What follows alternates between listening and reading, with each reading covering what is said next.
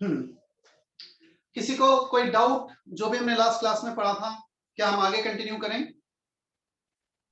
Sir मुझे doubt है, second point, net amount of each reactant and product will remain constant. ठीक है, बताता हूँ। और उसके नीचे वाला पॉइंट भी एट इक्विलिब्रियम डेल्टा जी वाला वो कुछ था।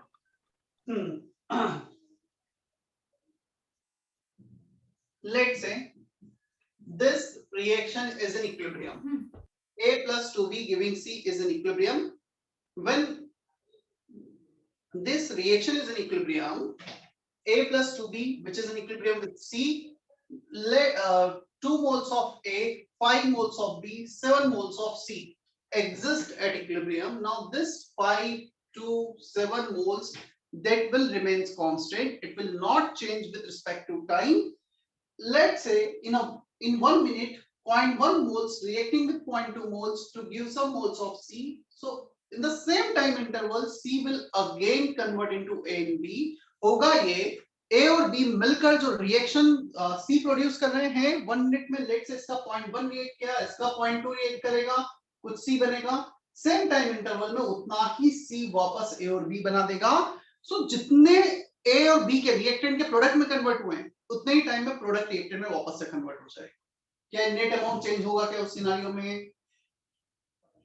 तो सिर्फ टाइम इक्वल रहेगा ना, अमाउंट तो डिफरेंट हो सकती है। नहीं नहीं, समझना, उतने ही टाइम इंटरवल में जो अमाउंट कन्वर्ट हो रहा है वो सेम रहेगा। टाइम इक्वल होगा वो तो उसको तो मैं बोलूंगा, मैं जब ऑब्जर्व कर रहा हूँ इसका 0.1 इसके 0.2 से रेट कर रहा है, इसका 0.1 बन रहा है लेट से 1 मिनट में, in the same time interval 0.1 can give 0.2 and 0.1, उसे ही तो इक्विलिब्रियम बोलेंगे। Equilibrium means something is equal, something is balanced. क्या बैलेंस है? Rate of reaction, forward conversion equal to backward conversion. ये रिएक्शन कंटिन्यूअसली फॉर्मेशन और फिर डिफॉर्मेशन होती रहती है क्या? एग्जैक्टली, ये रिएक्शन हमेशा फॉरवर्ड बैकवर्ड होती रहती है, फॉर्मेशन डिफॉर्मेशन होती रहती है, इसमें एक डायरेक्शन में प्रोसीड नहीं कर रहे होते हैं। तो फिर एनर्जी लॉस क्यों नहीं होता? एनर्जी लॉस क्यों नहीं होता? एनर्जी लॉस क्यों होना चाहिए? अगर दो रिएक्टेंट्स मिक्स हो रहे हैं या कुछ भी हो रहा है तो हीट या तो गेन होगी, रिलीज होगी, कुछ तो होगा। देखो, ये रिएक्टेंट है, ये लेट से प्रोडक्ट है, एनर्जी लाइन, जब रिएक्टेंट प्रोडक्ट में आया तो इतनी एनर्जी डिक्रीज हो रही है, उतना ही प्रोडक्ट रिएक्टेंट में जाएगा तो उतनी एनर्जी इंक्रीज होगी। नेट एनर्जी चेंज होगा क्या कुछ? नहीं। एक और मैं एग्जांपल लेता हूं, मैं लेता हूं एक पेंडुलम, लेट से एक पेंडुलम है, ये एक बार इसको मैं मूव कर देता हूं, यदि लेट से कोई रेजिस्टेंस नहीं होगा, क्या ये पेंडुलम कंटिन्यूअसली मूव करता जाएगा इस डायरेक्शन इस डायरेक्शन? क्यों? जब वो यहां पर है तो फोर्स इस डायरेक्शन में होगा, यहां पर होगा तो फोर्स इस डायरेक्शन में होगा, तो एक इक्विलिब्रियम हम बोल सकते हैं सिचुएशन है, नेट मूवमेंट इज जीरो, वो उसी पॉइंट पे just to and fro move करते जा रहा है। Is that okay? Yes sir. Yes.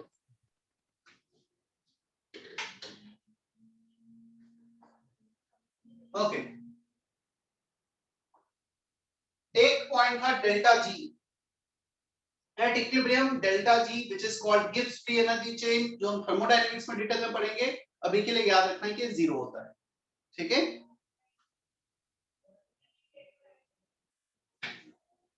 Chemical equilibrium का एग्जांपल, बहुत सारे केमिकल इक्विलिब्रियम के एग्जांपल्स होते हैं, हम वन बाय वन देखेंगे। Almost maximum reaction can exist in equilibrium. चलो चलते हैं हम आगे।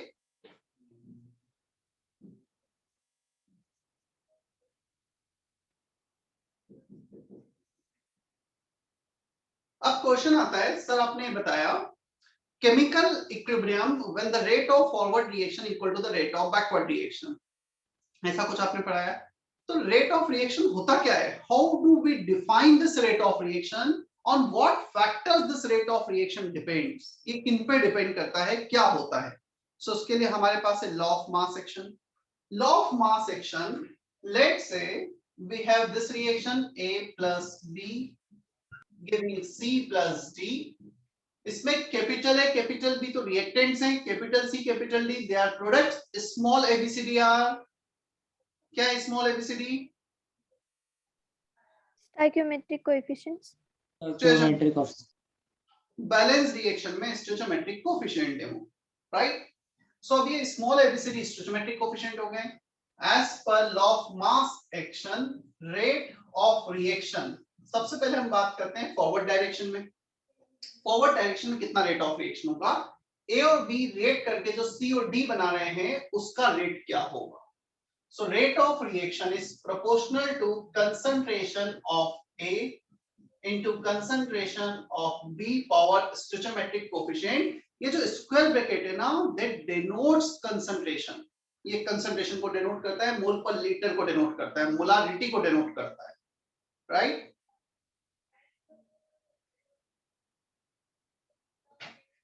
अपेक्षा का मैसेज है sir, will you zoom out camera bit, ज्यादा जूम इन है क्या? Is it okay now? Yes sir. No sir. Actually वो रिफ्लेक्शन आ रहा था इसलिए मैंने जूम कर रखा था। सर जूम ही रहने दो। अभी ठीक है क्या? Yes sir. Yes, sir. Yes. Board दिख रहा है ना प्रॉपर? ऐसा फ्लैश तो नहीं हो रहा है कुछ? सर जूम ही नहीं रहना दो। सर जूम ही रहने दो ना।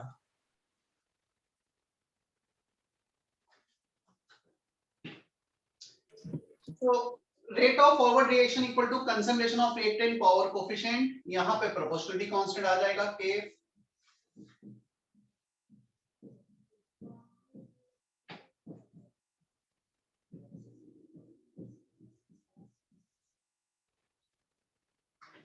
अच्छा, बाय द वे ये हुआ था, एक बच्ची है J2 में मॉर्निंग बैच में, तो उसके पापा कहीं कुछ एनएमसी वगैरह में ही हैं, तो आज एक एप्लीकेशन दी गई है एनएमसी में regarding vaccination camp. So hope इस वीक में पॉसिबल नहीं हुआ तो डेफिनेटली नेक्स्ट वीक में एक वैक्सीनेशन कैंप भी लगेगा। तो जिन बच्चों का वैक्सीनेशन हो गया बहुत अच्छी बात है, नहीं हुआ है तो फिर रेजोनेंस में आके भी वो लगवा पाएंगे उस दिन। बट हाँ, मैं ये बोलूंगा किसी का वेट मत करो, यदि तुम अपने आप से रजिस्टर कर सकते हो, कर पा रहे हो तो करके वैक्सीनेशन जितना जल्दी हो जाएगा ठीक है। ये भी बात पक्का है, जब री क्लास स्टार्ट होंगी आफ्टर 1 मंथ और मे बी 2 मंथ्स जब भी होंगी तो वैक्सीनेशन कंपलसरी किया जाएगा कि जो बच्चे वैक्सीनेटेड हैं उन्हें ही क्लास में अलाउड, ऐसा गवर्नमेंट की गाइडलाइंस आएगी, मुझे पता है, हमें बोलने की जरूरत ही नहीं हो। तो थोड़ा सा ले लो टाइम पर, क्योंकि 28 डेज में तुम्हें सेकंड डोज भी लग जाएगा।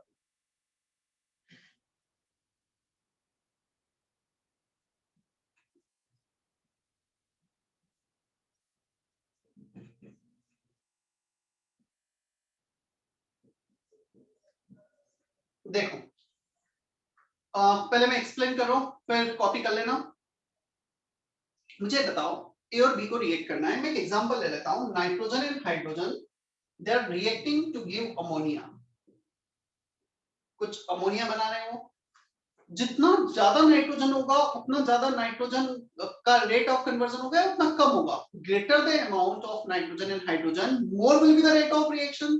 कैसा बोल सकते हैं क्या हम? Yes sir. No So, sir. amount of N2NH2 more will be the rate of conversion of N2H2 into ammonia, क्योंकि जितना रिएक्टेंट होंगे उतना ही तो रिएक्टर के प्रोडक्ट में जाएंगे। एक सिंपल सा केस लेता हूं मैं, एक बस में 5 लोग हैं, बस से लोगों का नीचे उतरने का रेट है कुछ, तो मैक्सिमम कितना हो सकता है 5 पर मिनट।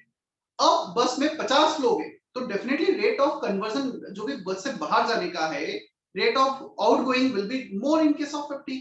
जितना ज्यादा रिएक्टेंट उतना ही तो ज्यादा रिएक्शन होगा। So greater the amount of reactant, more will be the rate of reaction। And power में coefficient चला गया है, जैसे इसके पावर में 1, इसके पावर में 3 चला जाएगा। If you want to write rate of reaction for the forward direction, listening,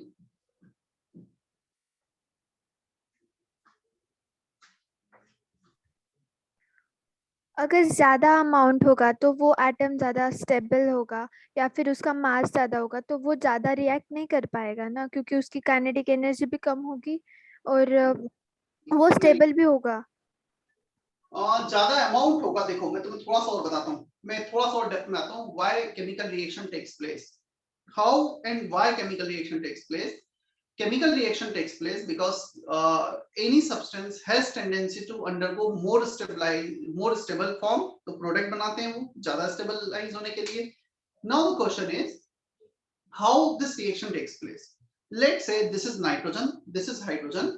होता ये है नाइट्रोजन हाइड्रोजन के रिएक्शन में we first need to break the bond between nitrogen and nitrogen, जो ऑलरेडी उनमें कुछ बॉन्डिंग है.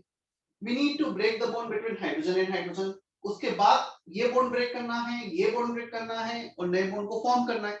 तो ये बॉन्ड ब्रेक कैसे होंगे और नए बॉन्ड फॉर्म कैसे होंगे? ये दो मॉलिक्यूल जब एक दूसरे से कोलाइड होंगे, during collision they will break their old bonds and they will form the new bonds. अब मुझे बताओ, एक कैसे, एक मॉलिक्यूल नाइट्रोजन एक हाइड्रोजन कोलाइड होने की tendency, 100 molecules nitrogen 100 molecules hydrogen, अब उनके कोलाइड होने की प्रोबेबिलिटी किस केस में ज्यादा कोलिजन होगा? सेकंड केस में. Second case में. So greater the amount, greater the probability to come into contact with each other, greater will be rate of conversion. Is that okay now? But उनकी kinetic energy तो फिर भी कम हो जाएगी ना. क्यों ज्यादा? देखो अमाउंट का काइनेटिक एनर्जी से क्या लेना देना है? ऐसा हमें किसने बोला है कि यदि ज्यादा अमाउंट है तो काइनेटिक एनर्जी कम हो जाएगी? मतलब ज्यादा अमाउंट से वेलोसिटी का क्या रिलेशन है डायरेक्ट? काइनेटिक एनर्जी कम जाता है तो टेम्परेचर पर डिपेंड करेगा. हमने कितना टेम्परेचर रख रखा है, गैसेस स्टेट है तो उसका टेम्परेचर पे वेलोसिटी डिपेंडेंट है. अमाउंट ज्यादा और मास ज्यादा, मोलार मास ज्यादा, दोनों अलग अलग चीजें ना. मोलार मास की बात नहीं कर रहा हूँ. किसी सब्सटेंस का अमाउंट ज्यादा होना, कंसंट्रेशन ज्यादा होना, उससे उसका वेलोसिटी काइनेटिक एनर्जी से कोई लेना देना नहीं. Okay sir, clear. चैतन्य का मैसेज है, सर नॉइज डिस्टरबेंस हो रहा है, कुछ प्रॉब्लम है नॉइज? No sir. सर अब क्लियर है सर, पहले हो रहा था. सर ठीक है. तो कुछ ये रेट ऑफ फॉरवर्ड रिएक्शन हो गया. रेट ऑफ बैकवर्ड रिएक्शन लिखेंगे. बैकवर्ड डायरेक्शन में ऑब्जर्व करेंगे C and D will be the product, that will be the reactant. ये when we are going in the backward direction, जो C और D हैं, जो प्रोडक्ट है वो रिएक्टेंट जैसा बिहेव करेंगे. यहाँ पे कंसंट्रेशन रिएक्टेंट पावर कोफिशिएंट था, यहाँ पे रिएक्टेंट की जगह प्रोडक्ट आ जाएगा. बैकवर्ड डायरेक्शन के लिए power coefficient, this are proportionality constant. तो क्वेश्चन आता है प्रोपोर्शनलिटी कांस्टेंट के को क्या कहा जाता है? They are basically rate constant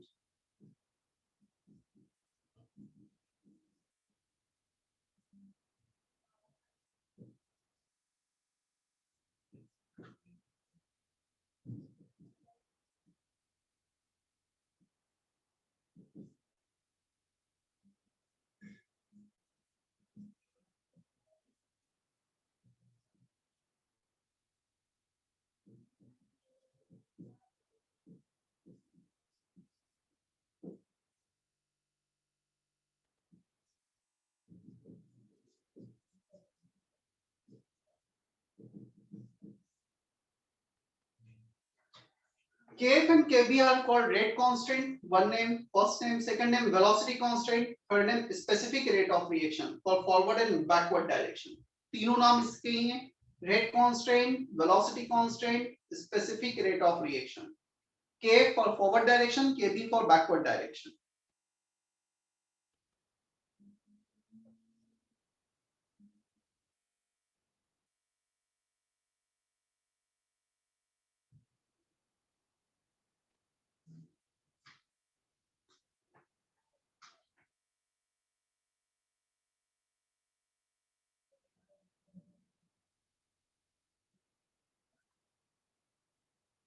हो गया कॉपी?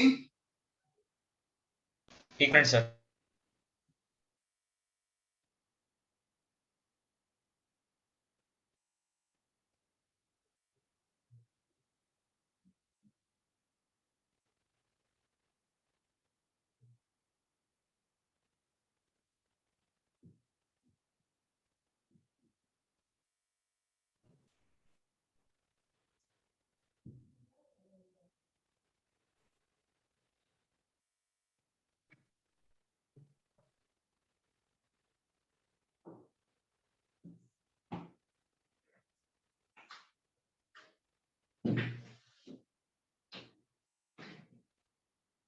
सर वो लास्ट वाला पॉइंट डायरेक्शन रिस्पेक्टिवली।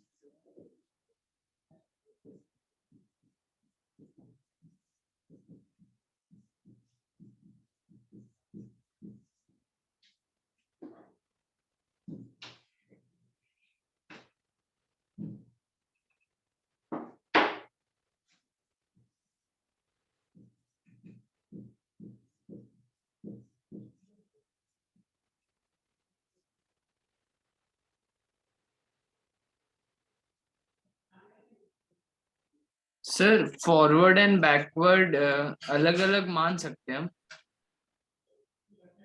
नहीं समझा मैं, कैसे अलग अलग मान सकते हैं मतलब? सर जैसे ए रिएक्ट करता है बी से to form C and D, तो हम ये बोल सकते हैं C react with D to form A and B. हाँ, यही तो हो रहा है एक्चुअली। रिवर्सिबल रिएक्शन में यही होता है। Reaction can proceed in both the direction. Reactant product बनाते हैं, प्रोडक्ट रिएक्टेंट बनाते हैं। सर तो के एफ और के बी अलग अलग लोग के लिए अलग अलग हो सकता है ना? के एफ एंड के बी, हाँ के एफ के बी तो अलग ही होगा ना। यदि के एफ के बी सेम होता तो फिर तो मैं उसको के ही लिख देता ना। एफ फॉरवर्ड बी बैकवर्ड अलग अलग मेंशन इसलिए करना पड़ा है मुझे, right? Yes sir.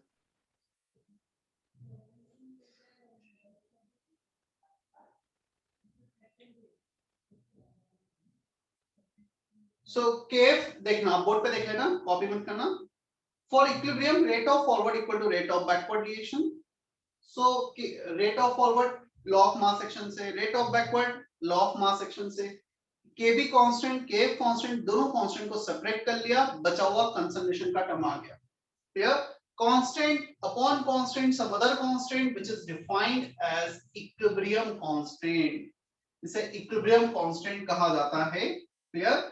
concentration of product by concentration of reactant power coefficient, मैं यहाँ पे लिख देता हूँ, this denotes concentration in terms of what? mole per liter। ये किसको डिनोट कर रहा है? मोल पर लीटर को ऑफ ए। ऐसे सी लिखा है, कंसंट्रेशन ऑफ मोल पर, molarity of C, molarity of D. So square bracket represent करता है मोलारिटी कंसंट्रेशन को। किसी को डाउट यहाँ तक? No sir. No sir. Okay, so equilibrium constant कुछ हमने देखा।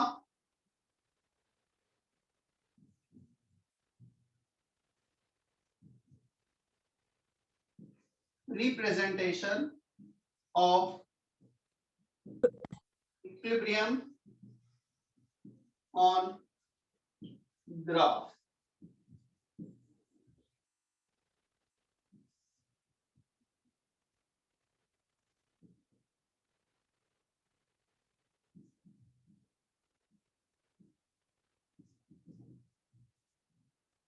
नहीं दिखाया ना नीचे, मैं प्रॉपर ही ड्रॉ करता हूँ।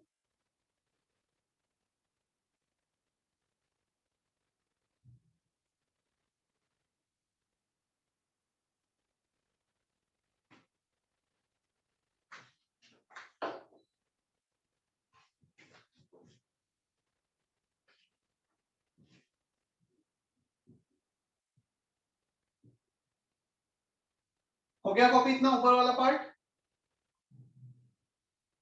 Yes sir. Yes sir. Yes sir.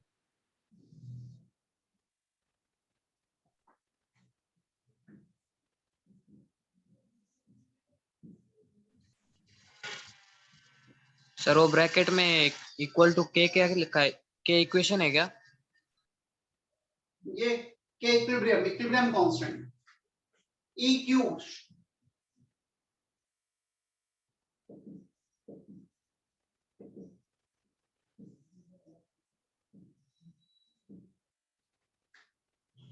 Clear?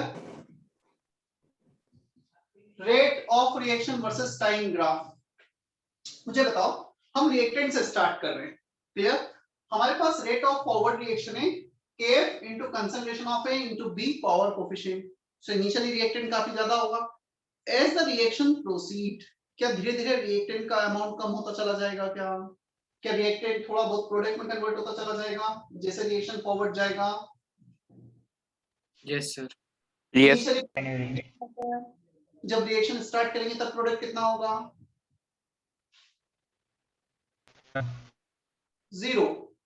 Clear? Initially the amount of product is 0 जब रिएक्शन स्टार्ट कर रहे हैं, रिएक्टेंट से स्टार्ट कर रहे हैं। सो बैकवर्ड डायरेक्शन का तो रेट ही नहीं होगा क्योंकि प्रोडक्ट है ही नहीं इनिशियली, तो बैकवर्ड डायरेक्शन में नो रिएक्शन, सिर्फ फॉरवर्ड जाएगी। जैसे जैसे रिएक्टेंट प्रोडक्ट में कन्वर्ट होगा, now it will take place in the cycle form. Reactant product में गया, फिर प्रोडक्ट थोड़ा सा रिएक्टेंट में आया। So initially we have only rate of forward direction and the rate of backward direction will be 0. Time के साथ ये कम होगा, टाइम के साथ ये बढ़ेगा और एक टाइम आएगा जो इक्विलिब्रियम टाइम अचीव हो जाएगा where the rate of forward and rate of backward will be equal. इस टाइम के बाद इक्विलिब्रियम आ गया। कभी भी ऐसा नहीं होता है कि रिवर्सिबल रिएक्शन हमने स्टार्ट किया और सडनली इक्विलिब्रियम आ जाए। It will take some time to achieve equilibrium, right? So this is rate of backward direction, sorry, forward direction जो initially maximum है. This is the rate of backward direction. Both becomes equal.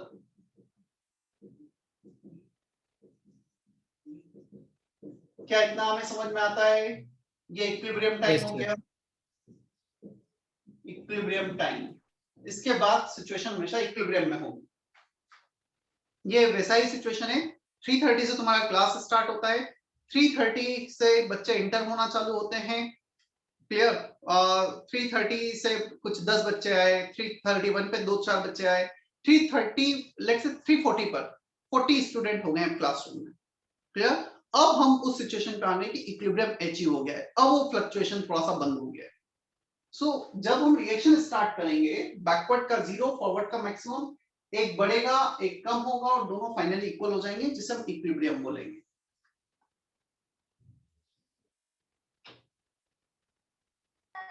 Sir मतलब ऐसा नहीं होता है कि अब ए और बी पूरे रिएक्ट कर जाए और फिर वो सी स्प्लिट हो ए और बी में?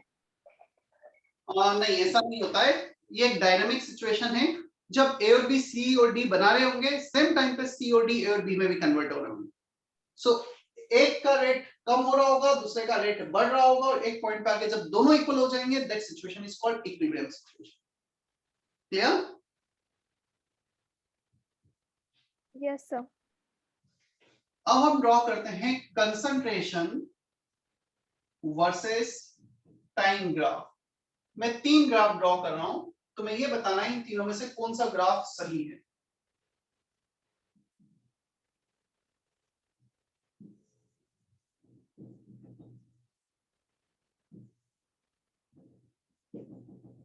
इनिशियली सिर्फ सर रिएक्टेंट वो होगा। Rate of forward equals to rate of backward है ना? Rate of forward equal to rate of backward equilibrium पर। इनिशियली सिर्फ रिएक्टेंट है तो रेट रिएक्टेंट का कंसंट्रेशन मैक्सिमम, प्रोडक्ट का 0। रिएक्टेंट का कंसंट्रेशन कम होगा टाइम के साथ, प्रोडक्ट का बढ़ेगा। रिएक्टेंट का कम होगा, प्रोडक्ट का बढ़ेगा। रिएक्टेंट का कम होगा, प्रोडक्ट का बढ़ेगा। कौन सा इक्विलिब्रियम ग्राफ सही है? सेकेंड। ये कंसंट्रेशन है रिएक्टेंट का, ये कंसंट्रेशन है प्रोडक्ट का। Reactant, product, reactant. Second. Second. First sir, first. Second. Option A 1, option B 2, option C 3, option 4, all of them can be correct.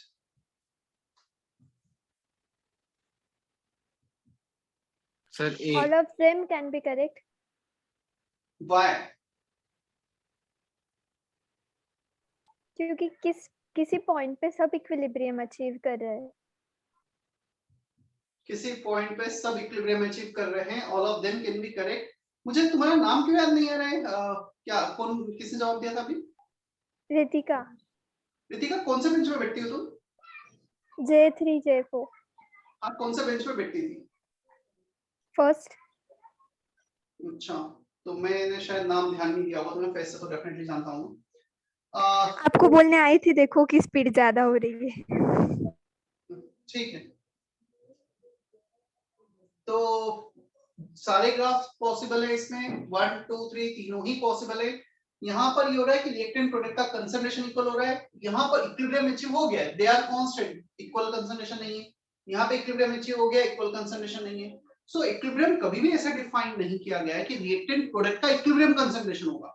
वो तो ऐसे डिफाइन किया गया है when the rate of forward equal to rate of backward and the amount of reactant product becomes constant. तो यहाँ पर constant हो गया इस पॉइंट के बाद, इसमें यहाँ पे कांस्टेंट हो गया। All of them can be correct. हो सकता है इक्विलिब्रियम पे रिएक्टेंट प्रोडक्ट इक्वल हो सकता है प्रोडक्ट ज्यादा हो सकता है रिएक्टेंट ज्यादा हो equilibrium. So all of them can be correct. Is that okay? Sir एक बार और एक्सप्लेन करूं?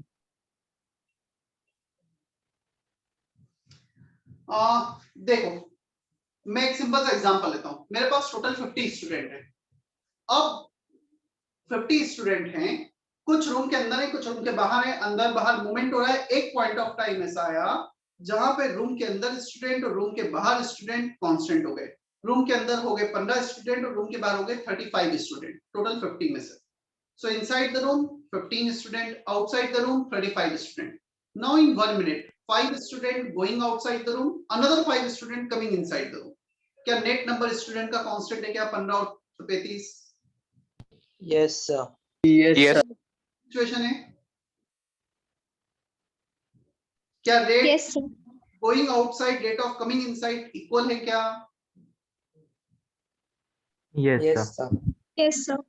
यदि उनके रेट इक्वल हैं तो डेफिनेटली क्या होगा, वहां पर इक्विलिब्रियम मेंटेन है। इक्विलिब्रियम पे ऐसा नहीं कि नंबर ऑफ स्टूडेंट इक्वल है, रेट इक्वल है। 15 स्टूडेंट 35 स्टूडेंट वो डिफरेंट है। आया समझ में? सो इक्विलिब्रियम पर रिएक्टेंट का और प्रोडक्ट का कंसंट्रेशन डिफरेंट हो सकता है, but they becomes constant, they becomes constant.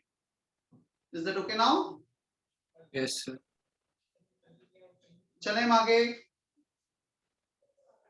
Yes, sir. Draw कर लिया है सभी ने इतना? तो Yes. एक मिनट। No sir wait. करो जल्दी से copy.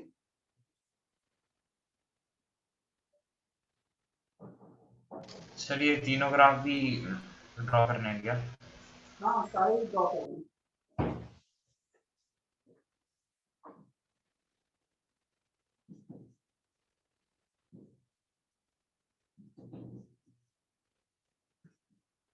Rate of reaction equal होना चाहिए, तो इसके लिए सिर्फ एक ही ग्राफ है, कंसंट्रेशन के लिए सारे सही है।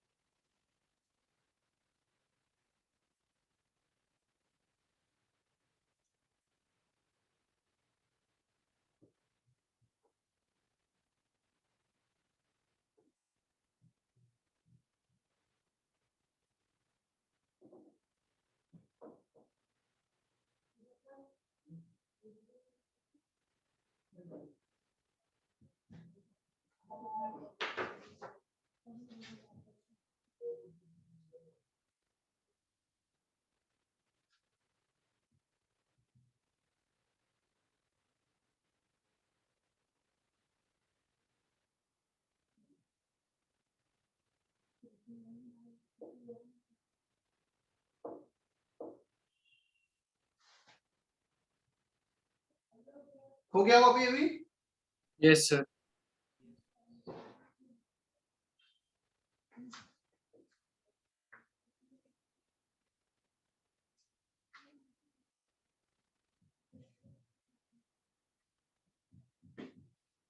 सर लास्ट वाला है।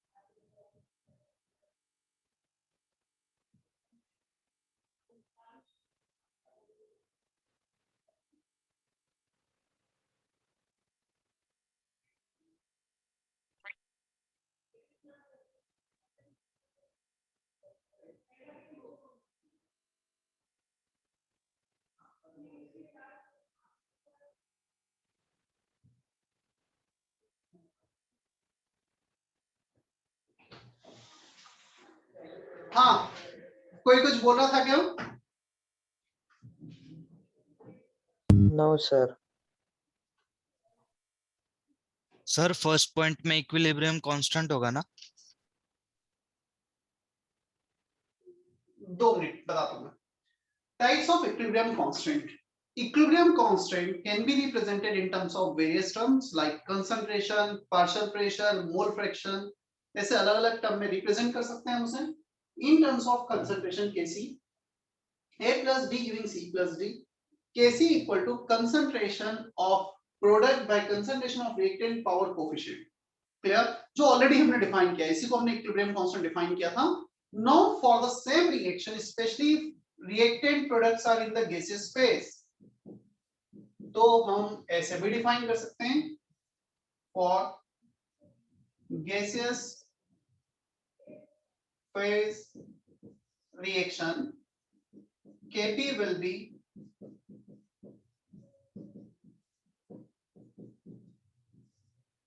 partial pressure of C into partial pressure of D power coefficient upon partial pressure of A into B power coefficient.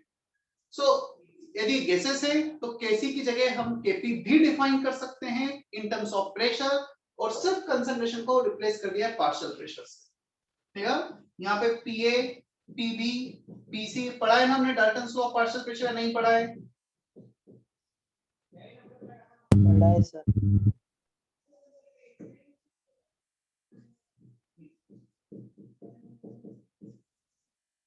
So Pa, Pb, Pc, Pd they are partial pressure.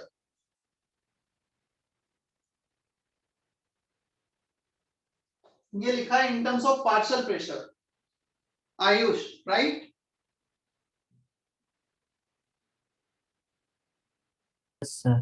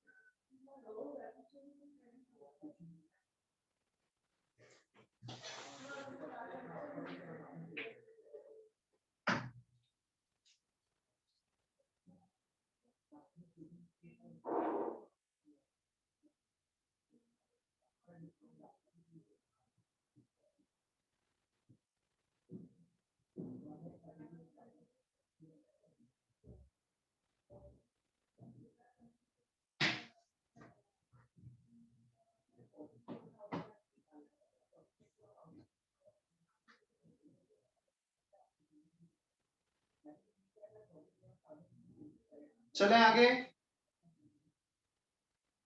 Yes sir. Yes, sir. PC, PD, they are partial pressure of A, B, C, D respectively. Partial pressure power coefficient.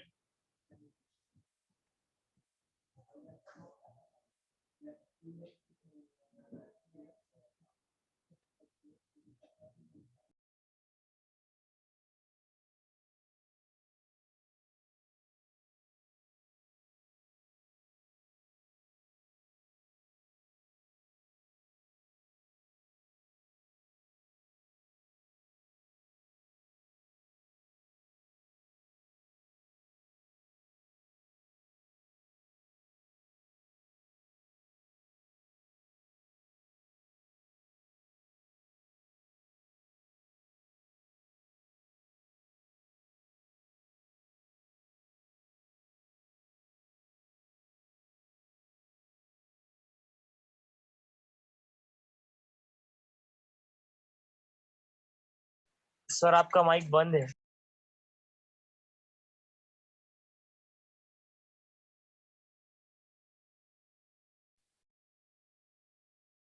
Sir आपका mic बंद है।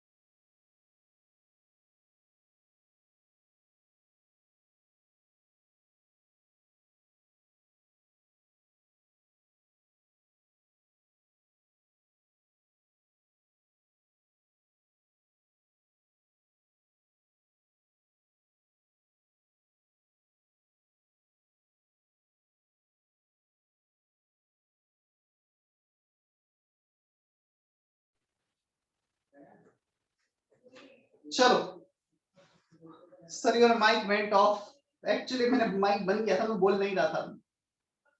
No issue. Third case in terms of mole fraction, जैसे partial pressure के terms में था तो partial pressure power coefficient कर दिया था। In terms of mole fraction power coefficient इतना कर दिया है। Is it okay? Yes sir.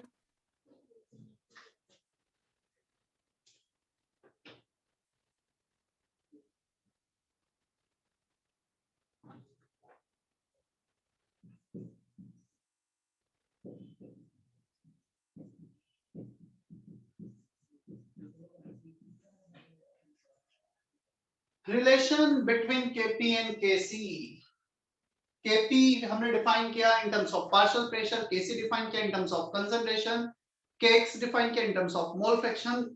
No their relation.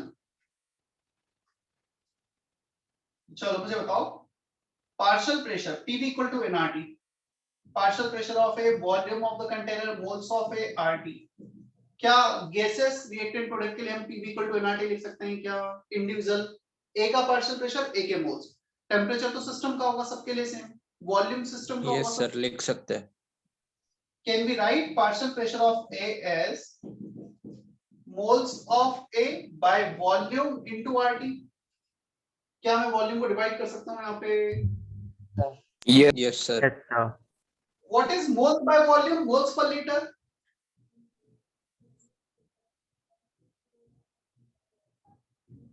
Moles per litre क्या होगा? कंसंट्रेशन होता है क्या? समझ में आया? मोल्स बाय वॉल्यूम को कंसंट्रेशन लिखा, concentration of A R T, so partial pressure of A as a function of concentration मिल गया। सिमिलर वे में partial pressure of B C D भी मिल जाएंगे, कंसंट्रेशन इनटू आरटी। चलो अब हम एक काम करते हैं, केपी केसी में रिलेशन निकालते हैं। केपी के लिए हमारे पास फॉर्मूला है partial pressure of C partial pressure of D A B. C को रखो concentration of C R T power C, concentration of DRT power D, concentration of ART power A, concentration of BRT power B. So concentration into RT partial pressure को replace कर दिया है। किसी को कोई doubt यहाँ तक? नहीं सर। 2 मिनट और देख लो फिर कॉपी कर लेना। कंसंट्रेशन को सबको सेपरेट कर लो। So Kp equal to concentration of C D A B, अब बचता क्या है? RT, C into D upon A into B power coefficient, RT power C plus D, नीचे A भी है तो A भी ऊपर जाएंगे तो माइनस में हो जाएंगे। सो RT power C plus D minus A minus B। Is that okay? Clear है इतना? Yes, sir. सर। क्या मैं इसको कैसे लिख सकता हूं क्या, इस पूरे पार्ट को?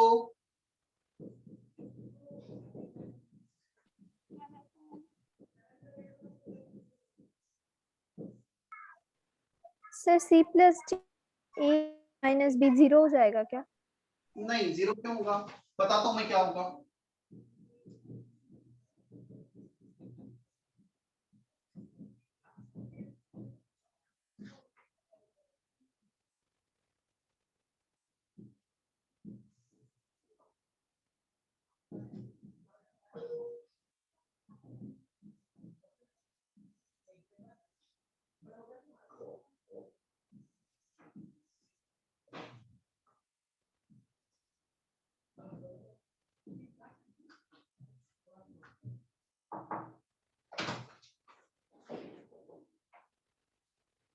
कॉपी करो जल्दी से इतना।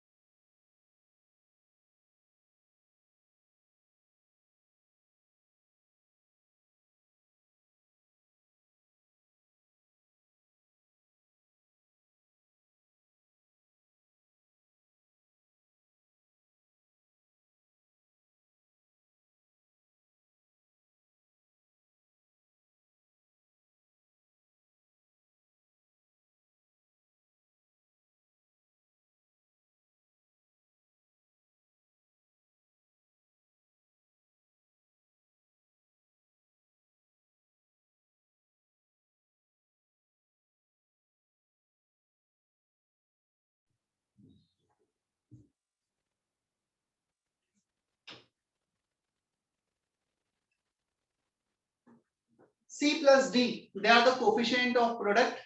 A and B, they are the coefficient of reactant. Sum of coefficient of gaseous product minus sum of coefficient of gaseous reactant. तो gaseous product minus gaseous reactant क्या है, क्योंकि प्रेशर सॉलिड लिक्विड के लिए तो डिफाइन नहीं होगा P equal to nRT. Clear? जैसे मैं एग्जांपल लेता हूं,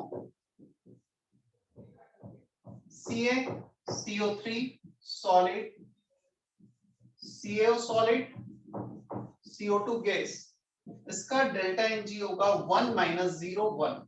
1 मोल ऑफ गैसेस, ये सॉलिड काउंट नहीं करना है. 1 minus 0, sum of coefficient of gases product minus sum of coefficient of gases reactant. क्या एग्जांपल समझ में आता है क्या हमें? Yes sir. एक और एग्जांपल लेते हैं. इसका डेल्टा Ng बताओ कितना होगा? सबके सब गैसेस हैं, कितना होगा delta Ng?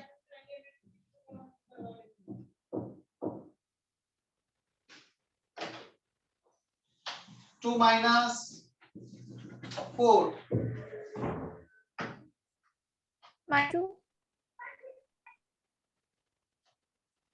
2 minus 3 minus 1. So sum of coefficient of reactant is 4, product is 2. Clear है क्या इतना? Is that okay?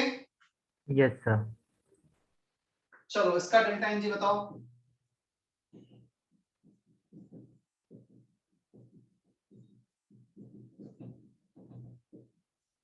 कितना होगा इसका डेल्टा Ng? 0. 0 क्यों? Solid gas 1 Sir, 2. Sum of coefficient of gases product 2. ये तो सॉलिड है, तो सॉलिड को तो काउंट ही नहीं करना है. 2 माइनस 0, सो इसका हो जाएगा 2 माइनस 0 2. क्लियर?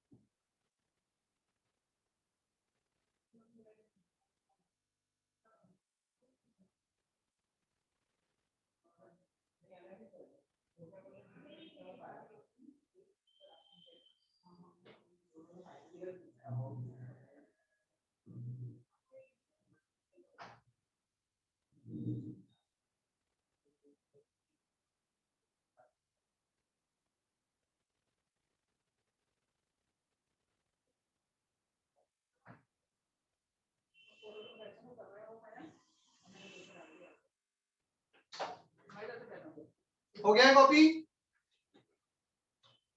सर वो लास्ट वाली एक इक्वेशन एक बार रिपीट कर देंगे क्या?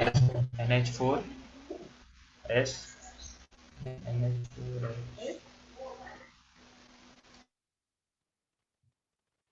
नहीं समझा मैं क्या बोल रहे हो. सर लास्ट वाली इक्वेशन एक बार पढ़िए ना. Solid giving ammonia gas H2S gas. तो कैल्शियम कार्बोनेट का एक बार बता दो ना फिर से. सॉरी, वो फर्स्ट रिएक्शन था ना CaCO3 solid to conversion CaO plus CO2, वो बता दो ना फिर से. इतना और लिख लेना, डेल्टा इन जी जीरो, यदि ये जीरो हो जाता है something to the power zero is 1, then K P equal to K C. If delta n G zero then K P equal to K C हो जाएगा। क्लियर?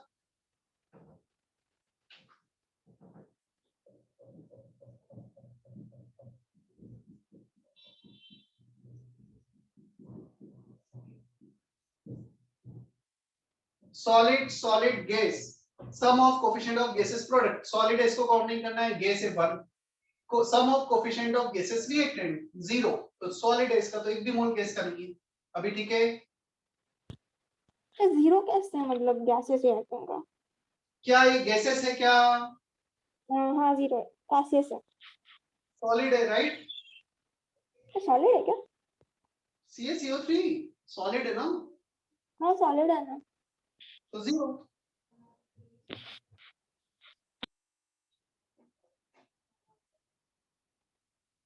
क्लियर? हाँ सर।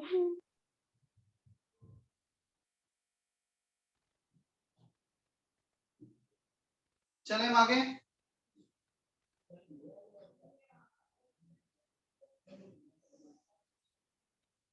बुकलेट है सभी के पास? कुछ क्वेश्चंस बुकलेट से देखेंगे अभी।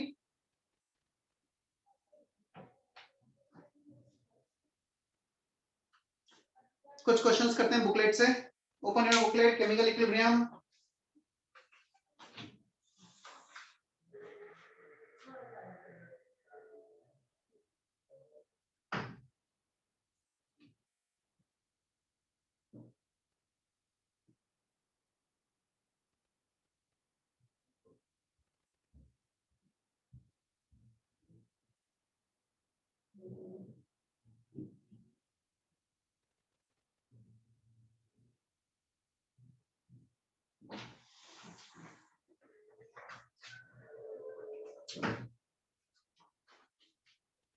Exercise 1 part 2,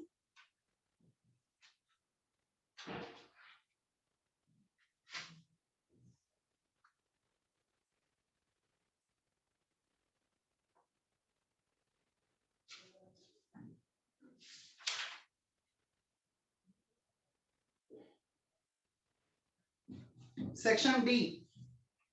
Exercise 1 part 2 section D. D1, D2, D3 all three questions. Section D page number 25 पर है। सारे तीनों क्वेश्चंस करने हैं अभी।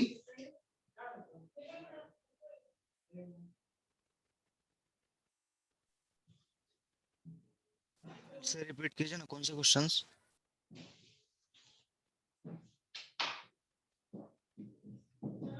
Section D.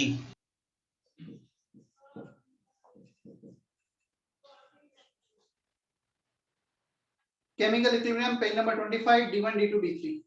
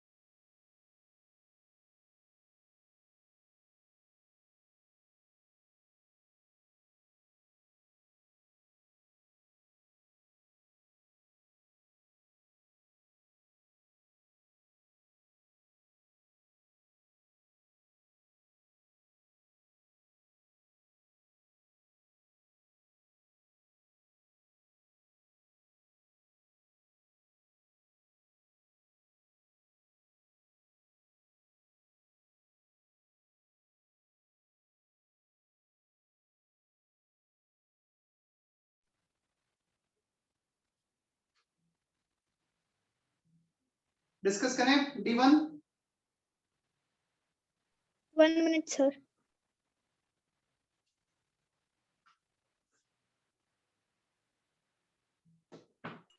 सर D1 का C। Answer. D1 का D। KC is given। D1 का C। सर C है।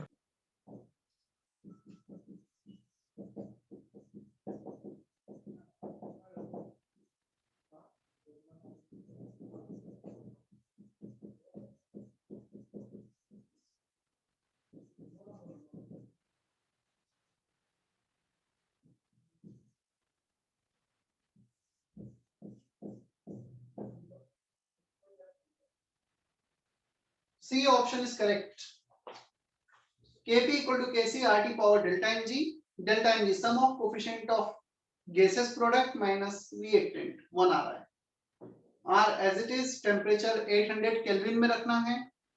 Kc दे रखा है 4। आया समझ में? Yes sir. अच्छा यहाँ पे R का वैल्यू यदि पुट करना होता तो कौन सा वैल्यू पुट करते हैं R का तुम? 0.0821। 0.0821 ATM लीटर वाला, क्योंकि Kp Kc जो रिलेशन डिराइव किया है ना, कंसंट्रेशन मोल पर लीटर, ATM मोल पर लीटर सब उसमें डील कर रहे हैं। सो यहाँ पे R को ATM लीटर वाले यूनिट में लेना होगा, ध्यान रखना ना।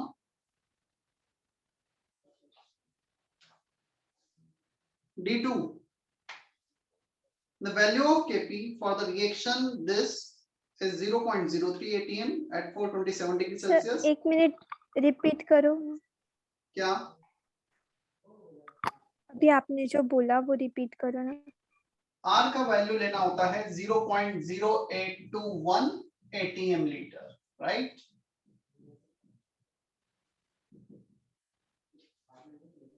ओके। जैसे D2 में लेना पड़ेगा तुम्हें, उसमें Kp दे रखा है, Kc निकालना है।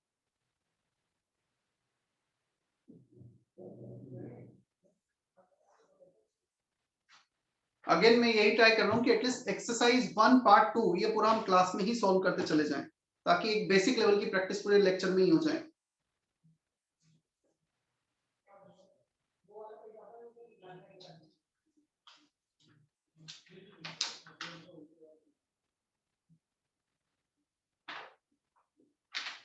सर सेकंड का C।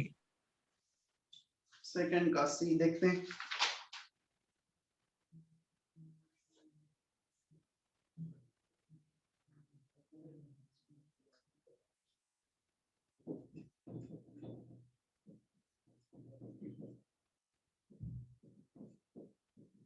डेल्टा एनजी कितना है सेकंड में? 1। 1। Kp 0.03। Kc कैलकुलेट करना है। R का वैल्यू 1/12 ले लो approximately. Temperature is given in D2 427 plus 273, so ये आ जाएगा 700 पावर 1। Kc हो जाएगा 0.03 इंटू 12/700।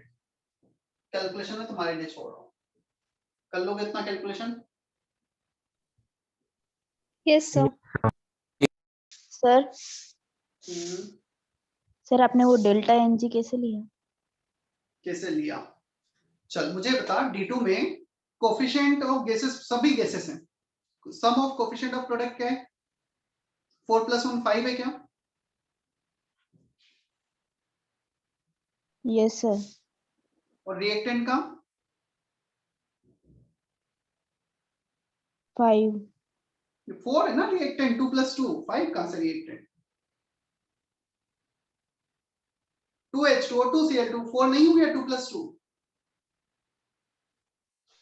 समझ में आया? Yes sir. तो sum of coefficient of product minus sum of coefficient of reactant, gases product gases reactant, 1 आ गया। Yes sir. Yes sir clear है। हम्म,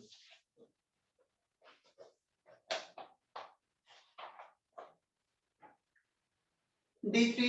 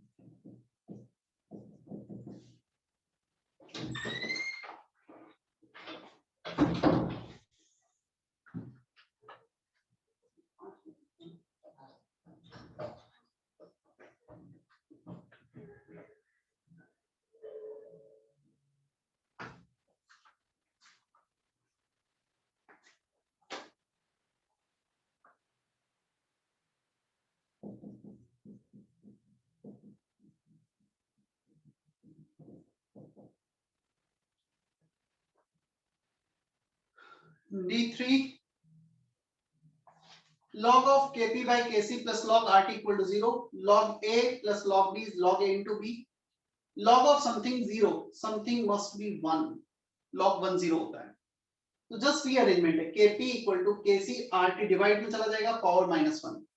मुझे सिर्फ ये चेक करना है D3 में किस ऑप्शन में डेल्टा Ng का वैल्यू -1 आ रहा है. जिस भी ऑप्शन में डेल्टा Ng -1 आ जाएगा वो मेरा आंसर हो जाएगा. Clear? Yash, Shreya?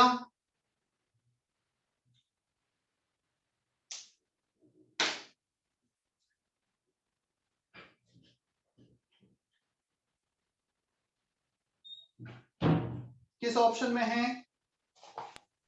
B. Option B. चलो, कोई डाउट यहाँ तक? No sir. Homework will be section A and section D.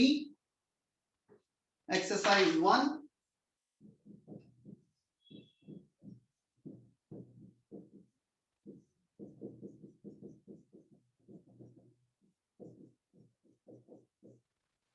इतना होमवर्क है. Part 1, part 3, section A and D. Part 1, part 2, part 3 तीनों ही पार्ट है वैसे तो.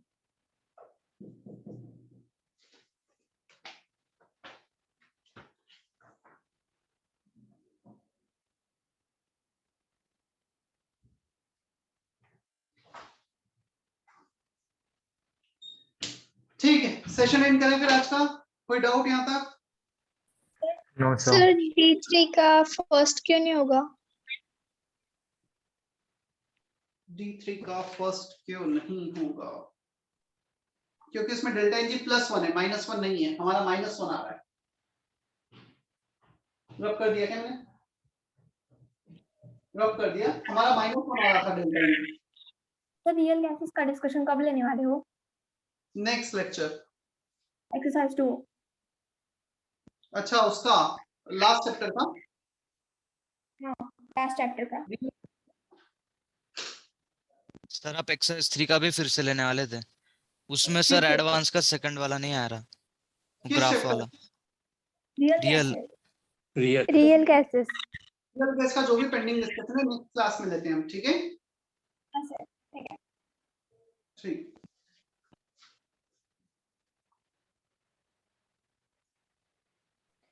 सर पीटीपी सर कौन है? पीटीपी सर, मनीष सर को मैसेज करो एक बार.